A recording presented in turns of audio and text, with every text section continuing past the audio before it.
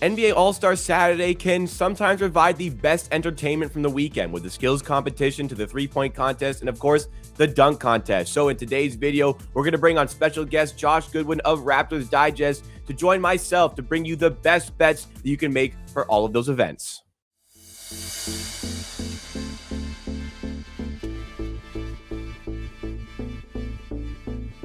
So we are one day away from NBA All-Star Saturday with the three key events going on: the skills challenge, the three-point contest, and the dunk contest. We're going to take you through the odds on all three of these events and provide you with the best bets that we think you can make for these events, at least bets that we would take. Now, I will preface this by saying that for these sort of events, I'd say it can be a little bit difficult to really find an edge, find a sharp angle at all of these. I think a lot of what we're looking for here is adding a little bit of fun, spicing up the occasion a little bit more with the picks that we are going to be giving out. But these are picks that we endorse and we would bet. So we're going to start with the skills challenge, which can be a little bit difficult here. And there's three teams. It's now a team-oriented event. Here are the three teams involved. It is Team Jazz, Team Rookies, and Team Antetokounmpo. Just so you guys are aware, anybody watching, there are three different parts of this event for the skills challenge. The team relay, which includes dribbling, passing, shooting. There is just a straight passing event with a variety of different passes. And then also there is the shooting event from, again, a variety of different ranges here. Josh, let's bring you in now. And why don't you take us through where you're looking to find some value for the skills challenge for tomorrow's pick? This is a tough one value-wise because I think the team that's going to win is already the favorite, as is with most things. But I got to go with Team Jazz just because I think they have like the best polished skill players right now. Having Kessler in the lineup, yeah, he's a great rookie, but probably not perfectly tailored for the skills comp. But they're all going to have the juice because Utah is hosting. They've had like an underdog attitude the whole season, and I think they'll carry over into wanting to show out here at the All-Star game. I think Team Rookies is probably the value move, but I think pretty confidently I'm going to need to lock in on the Jazz at minus 120 or something in that ballpark. I think that they're probably the reliable pick. So not a spicy answer here, but I trust their players the most. Kessler's sort of the odd man out, but they've been hungry all year. I'm confident that they will put on the best showing. I wouldn't undervalue the bigs too much when this was a individual event. Sabonis was the final winner of the event. The year before, it was Bam Adebayo. So it's not foreign for bigs to actually do well in this event. And if I remember correctly, for the time Sabonis won, all four first-round matchups were big versus guard, and the big won all four times. So the semifinal was only big. So I kind of see what you're saying on Walker Kessler, but I think like these bigs these days, especially Kessler, they could have some good skills to them that tailor towards this event, and it's a wide event. I think that we can safely take out Team Antetokounmpo. This features Giannis, Thanasis, and Alex. Alex being the one who plays for the Wisconsin Hurt in the G League. Thanasis is, with all due respect, I guess Giannis' cheerleader on the sideline a lot of the time. But I don't think I'm going to be betting on these guys. But I'm kind of with you with the Team Jazz. Last year, it was Cleveland Team Cavaliers who won this event. I just think they have the biggest array of skills. They have two guys in Sexton and Clarkson who can shoot as well. Banchero, Ivy, Jabari Smith, I'm not super keen on them, especially when the three-pointers become involved with this event.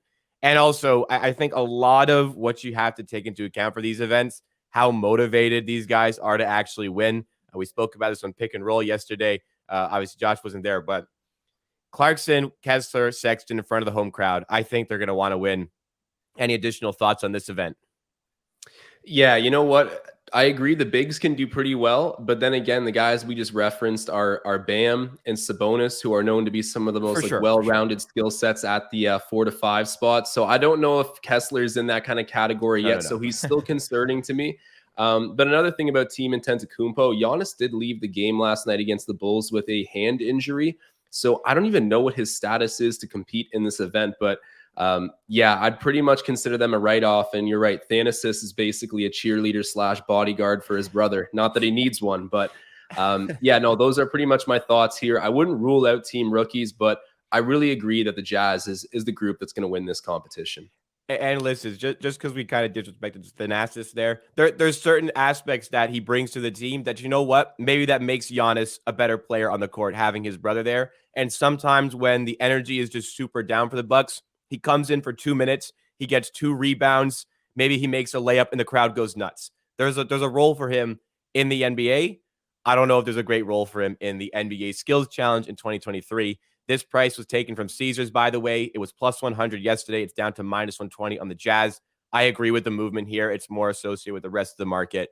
But as always, for everything, and especially for these events, price sensitivity is big. Make sure you line shop on this because stuff changes and we could not have the best price listed here. Let's go to the 3-point contest. This one can be a much wider array of outcomes here. 8 contestants involved. To the surprise of many yesterday, we found out Julius Randle was going to be replacing the injured Anthony Simons.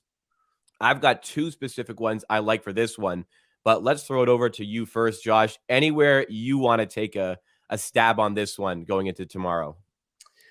I'm going for long shots on this one. I have some kind of Don't bet somewhat Randall. standard answers when it comes to the other contests, but the 3-point contest is where I'm going to make some more bold predictions. So I've locked in Tyler Hero at plus 800 to win the event. I think he's just got that sort of demeanor to him that he's not going to get phased. He'll be the same shooter that he is, in regular season games and playoff games, as well as at this competition. He's just kind of got that cool spotlight on him, and I don't think he minds it. I think he thrives off of it, and he's a great shooter, like an amazing shooter, some of the best form, I think, in the league. So no, I'm really keen on him to win at plus 800. Again, I think more than likely guys like Hield, Lillard, even Herter are probably legs up. But at plus 800, I just saw a crazy amount of value on Hero. And the last guy that I want to lock in here, call me absolutely crazy, but I might take a flyer bet on Julius Randle. So I know that's completely wild. No, I know it's wild. I know it's wild. Don't get me wrong. But I think that when guys use a lot of legs in their shot in the 3-point competition, traditionally they get tired a lot faster. Julius Randle's got some great form without a lot of lower body power needed. And he's shooting the lights out this season, like quite honestly, doing amazing. 33%.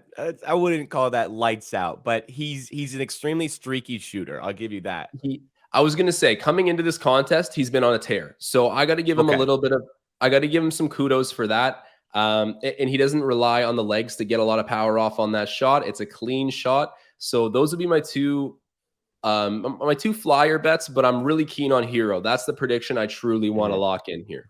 Where did you snag that plus 800? I got that at FanDuel yesterday. Awesome. I think that's a good price on Tyler Hero. These prices have moved a lot since yesterday. I have decided to go with, this is Caesars, by the way, the odds that we pulled up here.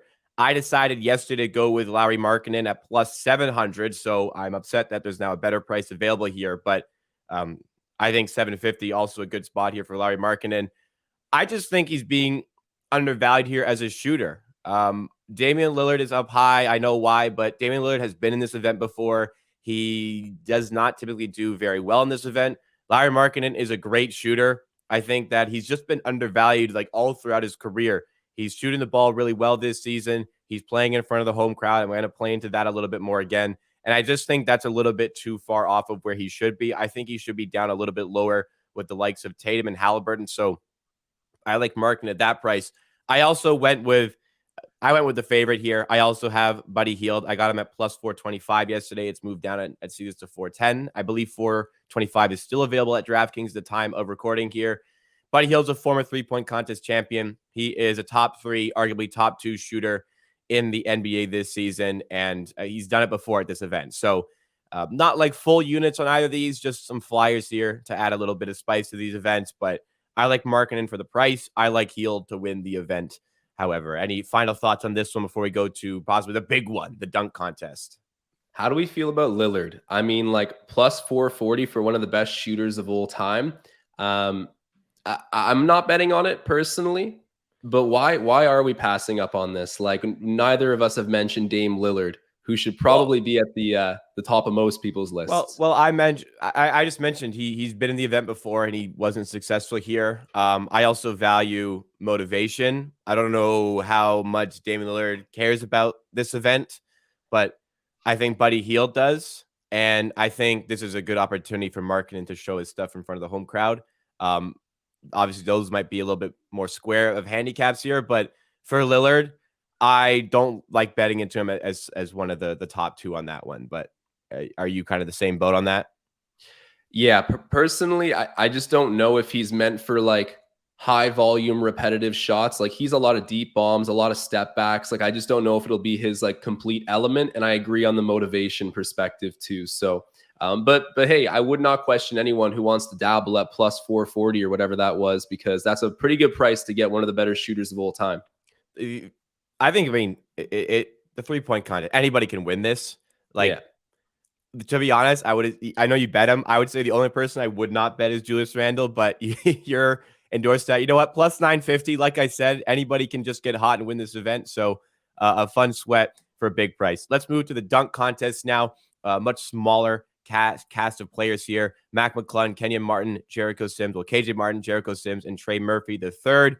McClung, by the way, has moved down from, he was about plus 250 to 300 in a lot of spots yesterday. And he is now widely the favorite and the big favorite to win this event. Anywhere you have placed any money into this event, who are you looking at here? Yep, I'm going with McClung.